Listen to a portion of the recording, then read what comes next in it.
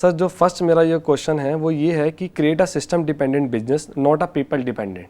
कई बार क्या होता है कि मैं भी एक कंपनी रन करता हूँ अपनी, तो जो भी मेरे एम्प्लॉयज़ हैं जो कुछ भी वो करते हैं, कई बार क्या होता है कि सर मैं उनके साथ इन्वॉल्व हो जाता हूँ। तो उस वहाँ से हटकर मुझे अपना ध्यान जो है अपकमिंग प्रोजेक्ट्स पे, जो बड़े बड़े प्रोजेक्ट्स मुझे और लाने अपनी कंपनी के लिए, तो वहाँ पे मैं कैसे काम करूँ कि जो सिस्टम है पूरा का पूरा वो मतलब पीपल डिपेंडेंट सिस्टम नहीं होना चाहिए। एक सिस्टम होना चाहिए कि मुझे हर एक चीज़ अपडेट रहे टाइम टू टाइम। आपका क्या बिजनेस है? किस सर मेरा जो पूरा बिजनेस है वो ई कॉमर्स सर्विस प्रोवाइडर का बिजनेस है। तो वहाँ पर जितने भी ई कॉमर्स कंपनीज़ हैं, अमेजोन, फ्लिपकार्ट, स्नैपडील, वहाँ पे जितने भी प्रोडक्ट्स फोटोशूट्स होते हैं, जितने भी मॉडल्स अपैरल्स आप देखते हो, वो सबका फोटोशूट हमारे यहाँ पे होता है। तो आप मतलब काफ़ी हद तक हमारी लाइन से रिलेटेड हो गए, राइट? कैसे हम पीपल डिपेंडेंट से हट करके systems and processes driven business को बनाएं, क्योंकि अगर आप वो नहीं करेंगे तो आप नेक्स्ट लेवल पे नहीं जा सकते, आप कुछ एक्चुअल में बड़ा नहीं सोच सकते या बड़ा नहीं कर सकते। आपका जो बिजनेस है basically that is less of a product business, more of a service business, right? क्योंकि क्लाइंट्स आपको प्रोडक्ट्स देंगे या आप क्लाइंट्स को एक तरफ से अप्रोच करोगे, फिर उसमें से कुछ हाँ बोलेंगे, कुछ ना बोलेंगे, फिर आप उनके प्रोडक्ट शूट्स करेंगे। तो हर एक चीज़ को step by step break down करके डिफाइन किया जा सकता है कि पहले स्टेप में ये होता है, और फिर उसको असाइन किया जा सकता है कि ये जो सेट ऑफ प्रोसेसेस है ये इस पर्सन की रिस्पॉन्सिबिलिटी है, उसके बाद में इस पर्सन की रिस्पॉन्सिबिलिटी है, उसके बाद में इसकी है, उसके बाद में इसकी है। तो कहीं पर भी कोई गूफअप होता है या कहीं पर भी कुछ गड़बड़ होती है तो आप इमीडिएटली जा करके उस पर्सन को पकड़ सकते हैं। और अगर गलती ऐसी है जो किसी पर्सन ने नहीं करी है, वो फ्लॉ सिस्टम में है, तो आप सिस्टम को चेंज करेंगे। ज़्यादातर क्या होता है, जो एम्प्लॉयज़ होते हैं उनको खुद ही क्लियर नहीं होता कि मुझे एम्प्लॉय से क्या चाहिए, तो एम्प्लॉय बेचारा कितना भी कर दे, अपना 100% भी देते, वो भी कम पड़ जाता है एंड में। क्योंकि एम्प्लॉयर क्या करेगा, उसकी एक कमी को पकड़ करके सारे उसके किए किराए पे पानी फेर देगा। वो तरीका गलत है। एक सही तरीका क्या है काम को करने का, कि आपको पहले कम्युनिकेट करना है कि एग्जैक्टली आपसे क्या एक्सपेक्टेड है, और अगर आप ये जो एक्सपेक्टेड है इससे बेटर करते हो तो that means you are performing very good in this company. अगर जो आपसे एक्सपेक्टेड है आप उतना भी नहीं करते हो, you are not performing good in the company. तो हर एक चीज़ को स्टेप बाय स्टेप आपने कन्वर्ट कर दिया, राइटिंग में कन्वर्ट कर दिया। अब अगर कोई प्रॉब्लम आती है तो वो जो राइटिंग में आपने सिस्टम्स एंड प्रोसेसेस की एक फाइल बनाई है या जो बुक बनाई है उसमें चेंजेस करने हैं। लोगों को नहीं बोलना है कि तुम्हारी गलती है, तुम्हारा ये है, तुम्हारा वो है।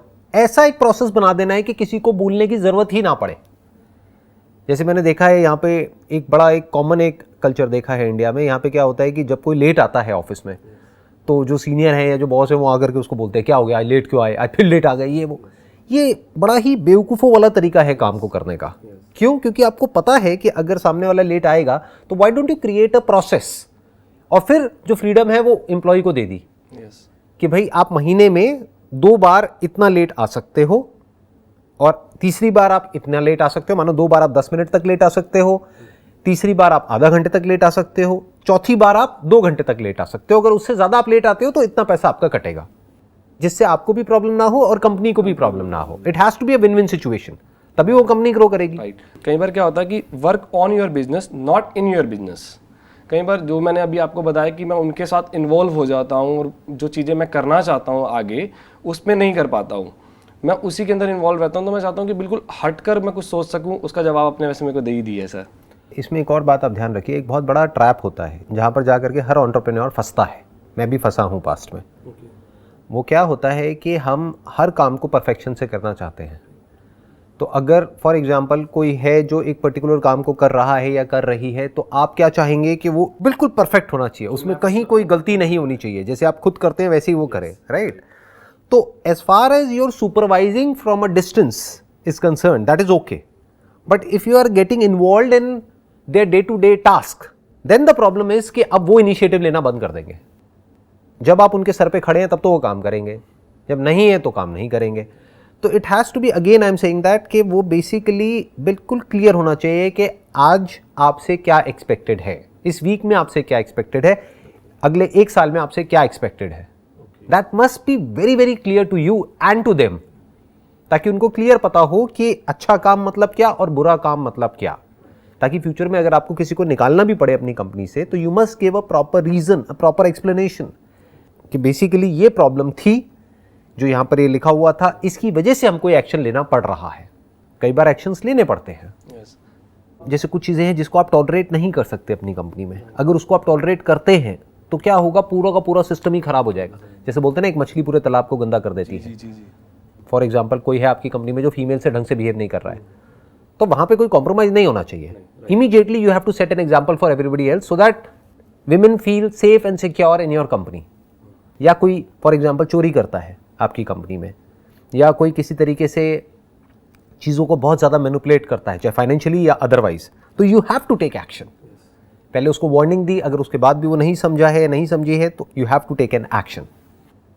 जैसे जो सड़कें हैं, अगर वहाँ पर कोई भी रूल्स को फॉलो ना करे तो कायदे से एक पनिशमेंट होनी चाहिए। अगर कोई रूल्स ही ना हो, या रूल्स तो हो नाम के लिए बट उसको कोई सुपरवाइज ना करे या कोई मॉनिटर ना करे, तो गन मच जाएगा। तो there must be rules and there must be proper governance in order to check कि उन रूल्स के अकॉर्डिंग काम हो रहा है नहीं हो रहा है। अगर रूल्स से एम्प्लॉइज को प्रॉब्लम है तो सुनो, समझो और रूल्स को चेंज करो। But once they say this is fine, then they have to follow those rules. Sir कई बार क्या होता है कि जैसे कि आप बता रहे हो कि मैं कई बार ये सोचता हूँ कि हम कभी भी बाहर होते हैं, जैसे हम किसी वेकेशन पे चले जाते हैं, कभी हम परेशान होते हैं तो एम्प्लॉयज़ के साथ तो नहीं वो कर सकते, हम कहीं बाहर चले जाते हैं जिससे मूड वगैरह फ्रेश हो जाता है। तो उस केस में क्या हम एचआर या कोई सीनियर्स को वो पावर दे सकते हैं डिसीजंस की, कि बाद में ऐसा ना लगे हमें कि यार अगर मैंने उसको बोला कि अगर आप कोई डिसीजन ले रहे हो तो आप सोच समझ के लेना, अगर मैं बाहर हूँ, मेरा फ़ोन स्विच ऑफ है, तो आप डिसीजन ले लेना। कई बार सिचुएशन ऐसी होती है, कोई क्लाइंट है या कुछ भी है, तो बाद में जब मैं आऊँ और मुझे ऐसा नहीं लगना चाहिए कि यार ये आपने गलत कर लिया, तो उस केस में क्या करना चाहिए? कोई भी डिसीजंस जो भी लेने हैं उसका एक FAQ बनाते चले जाओ। अच्छा, बेसिकली जो भी प्रॉब्लम्स आती है ना एक पर्टिकुलर बिजनेस में, आपका जो बिजनेस है जी, उसमें अगर आप ध्यान से ऑब्जर्व करेंगे तो जो प्रॉब्लम्स होती हैं वो गिनी चुनी 8-10 ही होती है, वही बार बार आ रही होती है। तो अगर आपको बिजनेस करते हुए मानो 5 साल हो गए हैं तो आपको पहले ही पता है कि वो 5-10 प्रॉब्लम्स क्या हैं। अब प्रॉब्लम क्या होती है, हम अपने हाथ में कंट्रोल रखना चाहते हैं। हम चाहते हैं कि कुछ भी हो मेरे से पूछ करके करो, वो होना ही नहीं चाहिए। तभी तो सिस्टम ड्रिवन होगा कि चाहे बड़ा डिसीजन है चाहे छोटा डिसीजन है, अगर ये हुआ तो ये होना है, फिर चाहे मैं हूँ चाहे आप हो, तो उससे क्या आपके ऊपर भी प्रेशर नहीं आएगा, बार बार आपको भी नहीं सोचना पड़ेगा। राइट। कि अगर फॉर एग्जांपल कोई क्लाइंट आता है और वो बोलता है कि ये चाहिए मुझे या मैं ये चाहता हूँ, तो आपको पहले ही क्लियर होना चाहिए अपने माइंड में कि ये हमें करना है या नहीं करना है, ओके, ये हमारी विजन में फिट होता है नहीं होता है। अगर नहीं होता है तो आपने इमीडिएटली उसको मना कर दिया, उनको आपसे पूछने की जरूरत नहीं है, चाहे कितना भी लॉस हो जाए बिजनेस में। Okay, that you need to define it, वो तो खुद ही डिफाइन करना पड़ेगा, नहीं तो अगर वो बार बार आपसे पूछने लगे तो आप भी पागल हो जाओगे, हम भी पागल हो जाएंगे। और प्लस जो इंप्लॉइज हैं वो कंफ्यूज हो जाएंगे, वो कहेंगे कभी ये बोलते हैं कभी वो बोलते हैं, चक्कर क्या है, अब हम क्या करें। तो वो क्या करेंगे, वो अपना दिमाग लगाना बंद कर देंगे। दूसरा, उनका आपके ऊपर ट्रस्ट कम हो जाएगा क्योंकि वो कहेंगे कि यार ये अपनी बात के पक्के नहीं है, ये बार बार बात को चेंज करते हैं, कभी तो कहते हैं ये नहीं करना है, फिर खुद ही हाँ बोल देते हैं। जब बड़ा ऑर्डर आ जाता है, यानी लालच ज्यादा है तो हाँ, और अगर लालच कम है तो ना, ये क्या बात हुई, right? That has to be very clear whether it is aligned with the values of your company or it is not. If it is not, it has to be a no. For example, हमारी company में जैसे आप basically क्या करते हो, आप customise shoots करते हो, हमारी कंपनी में हम कस्टमाइज नहीं करते हैं। तो अगर कोई क्लाइंट हमारे पास में आएगा और वो कहेगा कि भाई हमारा बजट है 20 लाख रुपए का, 50 लाख रुपए का, 1 करोड़ रुपए का, लेकिन आप ये कस्टमाइज शूट कर दो, तो अब चाहे वो मेरे से पूछे, चाहे हमारी कंपनी के किसी और एम्प्लॉय से पूछे, चाहे वो जूनियर है चाहे सीनियर है, ना है तो ना है, ये क्लियर है, तो कोई कंफ्यूजन ही नहीं है, उनको मेरे से पूछने की जरूरत ही नहीं है, ये राइटिंग में उनके पास में है। सर मैं ये पूछना चाहता हूँ कि अगर अब जैसे कि मैं अपना दूसरा एक बिजनेस स्टार्ट करना चाहता हूँ, जैसे कि मैं अपनी एक नई फर्म स्टार्ट करना चाहता हूँ, या वो इसी काम से रिलेटेड हो या वो कोई रेस्टोरेंट हो या कोई अदर स्टूडियो हो, तो मैं अपने टाइम को मैनेज कैसे करूँ उस केस में? टाइम को मैनेज करने का जो तरीका होता है ना, वो ये है कि आपको और लोग चाहिए जो आपसे बेटर हो उस काम को करने में। एक्चुअल में एंटरप्रेन्योरशिप का मतलब ही यही है। You need to create a team which is much better than you. You need to empower people in such a way कि वो बेसिकली एक छोटे से एस्पेक्ट में स्पेशलाइज्ड हो जाए और वो आपसे लाख गुना बेटर हो जाए, और उन सबको मिला करके जो बनेगा ना, वो आप सपने में भी ना सोच सके करने का, तब आप कह सकते हो कि अब आप एक अच्छा बिजनेस कर रहे हो। Real entrepreneurship means to find people who are passionate about doing something और फिर उनको हैंड ओवर कर देना, और सिर्फ दूर से एक नजर रखना, यानी कि एक रिपोर्टिंग सिस्टम रखना कि हमें पता हो कि जो हमारी विजन है वो उनके एक्शन से अलाइंड है या नहीं है, और पूरी तरह से कंट्रोल उनके हाथ में दे देना। फॉर एग्जाम्पल, अभी आप एक बिजनेस कर रहे हैं, अब आपने एक और बिजनेस किया, तो उस बिजनेस के कोई और हेड है। हो सकता है आपकी एग्जिस्टिंग टीम में से आपको किसी के अंदर वो क्वालिटीज़ नज़र आ रही हों, या वो पर्सन उस बिज़नेस को हेड करना चाहता है। जैसे अभी आपने कहा कि हम फोटोग्राफी का कर रहे हैं, अब साथ में हम रेस्टोरेंट ओपन करना चाहते हैं, तो हो सकता है आपकी इसी टीम में से आपको एक पर्सन नज़र आए जो बहुत ही सिंसियर है काम को लेकर के, और आप उसको बुला करके उससे पूछते हो कि भाई देखो ऐसा मैं कुछ सोच रहा हूँ, do you want to head that department of our company. तो उसको वहाँ से हटा दिया, उसको वहाँ पे फिट कर दिया, क्योंकि वो भी वही चाहता है, तो उसकी जगह पे कोई और नया पर्सन आ गया। और सर इसमें कई बार क्या होता है कि ज़रूरी नहीं है कि वो मेरे आसपास ही हो, Right. पर्सन है, चाहे वो मेरे एम्प्लॉय टीम, मेरी फैमिली, चाहे मेरे पार्टनर्स है, कोई भी हो, कई बार डिफरेंट लोग भी ढूंढने पड़ जाते हैं व्हाई नॉट उसके लिए। लेकिन उसमें फिर सर ट्रस्ट की बात आ जाती है कि मैंने रिसर्च वर्क करा है कुछ एक नया स्टूडियो ओपन करने के लिए या वो करने के लिए, अब मैं सोचता हूँ कि मैं किसी और को दूँ, मतलब आप इसके ऊपर काम करो, मैं इस टीम में काम कर रहा हूँ, और कहीं ना कहीं गड़बड़ हो जाए, कुछ हो जाए, तो फिर वही अगेन चीज़ें दिमाग में घूमती रहती है। इसीलिए मैंने कहा ना कि बेसिकली आप किसी नए को पूरी तरह से हैंडओवर नहीं कर सकते, पुराने के किसी ना किसी तरीके से उसमें इन्वॉल्वमेंट होनी ज़रूरी है, क्योंकि उसको पता है कि आपकी विजन क्या है। जो इंसान आपके साथ में पिछले 5 साल से है, तो आपको एग्जैक्टली पता है कि वो इंसान क्या है at the level of their actions, not what they are saying during the interview. क्योंकि आप किसी नए से मिलोगे इंटरव्यू में तो सब कुछ अच्छा ही बोलेंगे, उनसे पूछो what are your strengths and weaknesses, तो वो अपनी वीकनेस को भी ऐसे बताएंगे जैसे कि उनकी बहुत बड़ी स्ट्रेंथ है। My weakness is that I am a workaholic, that I am a perfectionist. अच्छा, ये वीकनेस है। तो इस चीज़ को ध्यान में रखना है कि इसको नहीं देखना है कि वो बोल क्या रहे हैं, इसको देखना है कि वो कर क्या रहे हैं, एक्चुअल में उनकी लीडरशिप क्वालिटीज अच्छी हैं या नहीं है, एक्चुअल में वो टीम प्लेयर हैं या नहीं है। इसीलिए मैं कह रहा हूँ कि ये जो टीम बनती है ना धीरे धीरे, ज़्यादातर बिजनेसेस को ऐसे ही बड़ा किया जाता है। अगर वहाँ पे एक नया सीईओ भी अपॉइंट किया जाता है किसी दूसरे बिजनेस में, तो पुराने में से किसी ना किसी पर्सन को उसको असिस्ट करने के लिए वहाँ पर भेजा जाता है, so that you know what exactly is going on in that business on a day to day basis. नहीं तो आपको पता कैसे लगेगा?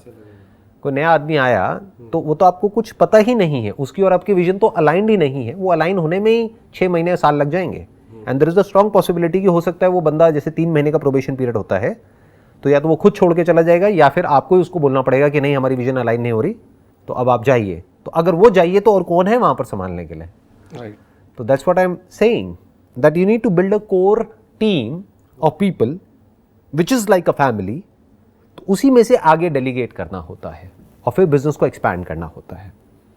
दोनों में फ़र्क समझ आया? एक है अ पर्सन जिस पे आपको ट्रस्ट है, और एक है वो पर्सन जो कैपेबल है।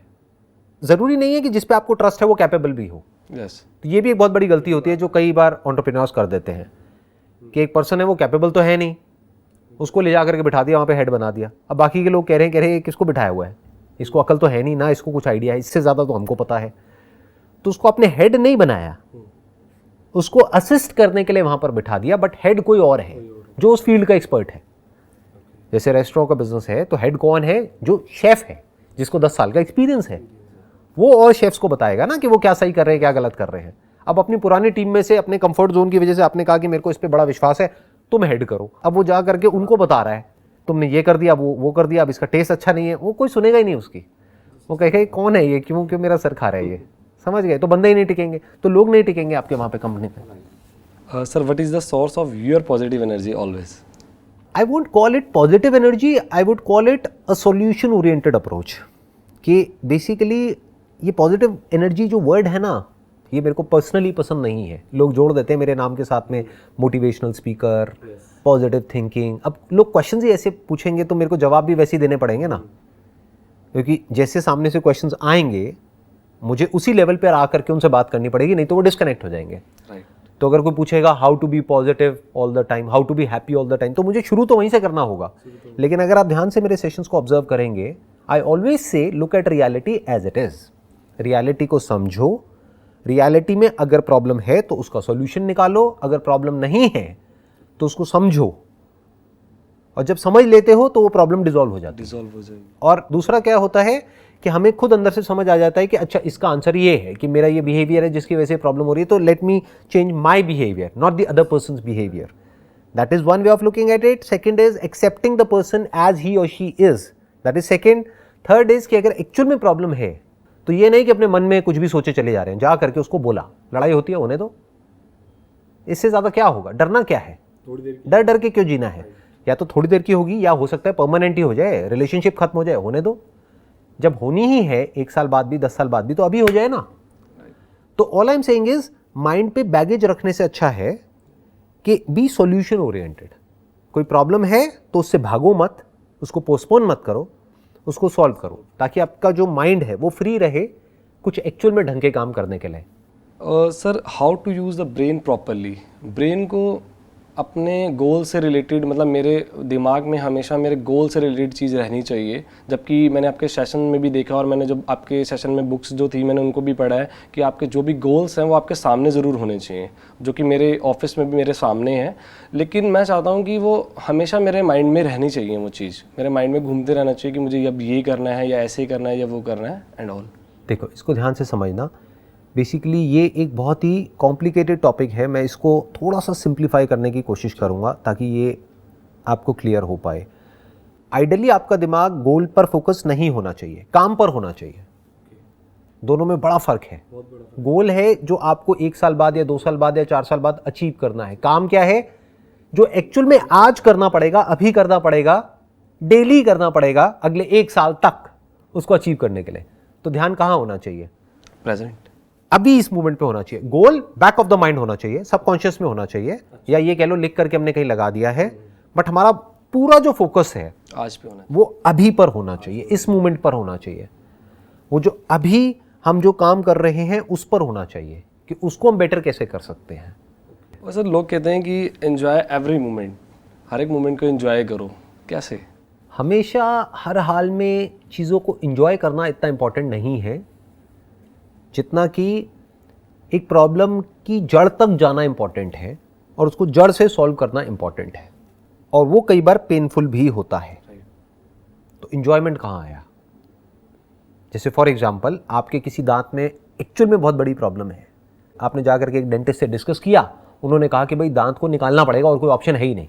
तो जब निकालोगे तो दर्द होगा ना, इंजेक्शन भी लगेगा और वो भी होगा, और कुछ दिन तक प्रॉब्लम भी रहेगी, इन्फेक्शन ना हो उसके लिए एंटीबायोटिक्स भी खानी पड़ेगी। तो उसमें एंजॉय क्या है? पेन ही पेन है, दर्द ही दर्द है। अगर आप एक्सरसाइज नहीं करते हो, जिम ज्वाइन करोगे, तो वहाँ पे एंजॉयमेंट कहाँ है? क्योंकि जिम एक्चुअल में तो बोरिंग ही है ना, बोरिंग ही है। उसमें एंजॉयमेंट क्या है? Exceptions are always there. कुछ लोग हैं जिनको मज़ा आता है जिम करने में, बट ऐसे बहुत कम है। उसमें मज़ा नहीं आता है। उसमें बेसिकली क्या होता है? दर्द होता है, और कई बार बहुत बोरिंग भी होता है। That boredom is also pain, क्योंकि एक ही सेट को हम बार बार रिपीट कर रहे हैं और रिजल्ट आने में अभी 1 साल बाकी है। तो उसमें मज़ा कहाँ है? वो तो पेन है। या अपनी किसी पुरानी आदत को आप बदलने की कोशिश कर रहे हैं, तो उसमें मज़ा कहाँ है? उसमें तो दर्द है। किसी की डेथ हो गई है, उसके बारे में आप सोच रहे हैं या वहाँ से बाहर निकलने की कोशिश कर रहे हैं, उसमें मज़ा कहाँ है? उसमें तो दर्द है। हम क्या बोलते हैं? दर्द नहीं होना चाहिए, मुझे तो मज़ा आना चाहिए। मज़ा नहीं आएगा उसमें। You have to accept it as a part of life. As enjoyment is a part of life, so is pain. As pleasure is a part of life, so is pain. But if that pain in the short term is giving you something big in the long term, so you must choose that pain instead of enjoyment. कुछ भी बदलना painful होता है, कुछ भी create करना painful होता है, उसमें मज़ा थोड़ी आता है। बिजनेस शुरू करने में मज़ा थोड़ी आता है, पेनफुल होता है। अपना सब कुछ लगा देते हैं, उसके बाद में कुछ भी नहीं होता है, तो उसमें मज़ा थोड़ी ना आएगा। फेलियर में मज़ा किसको आता है? स्कूल में अगर कोई फेल हो जाएगा उसको मज़ा आएगा क्या? या टॉप करेगा तब मज़ा आएगा? बट सब तो टॉप नहीं कर सकते। तो फिर ये सवाल कहाँ से आया कि भाई हम हमेशा खुश कैसे रहें? इसका मतलब क्या है कि सब खुश कैसे रहें हमेशा? That is not possible. तो हमें क्या करना है? जो रियलिटी है उसको एज इट इज़ देख लेना है कि अगर दुख हो रहा है तो उस दुख से भागना नहीं है, एक्सेप्ट करना है।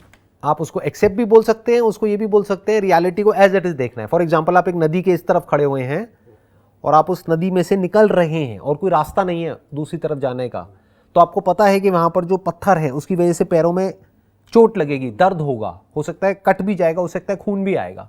बट अब आपको अपने आप से पूछना है कि उधर जाना कितना इंपॉर्टेंट है आपके लिए।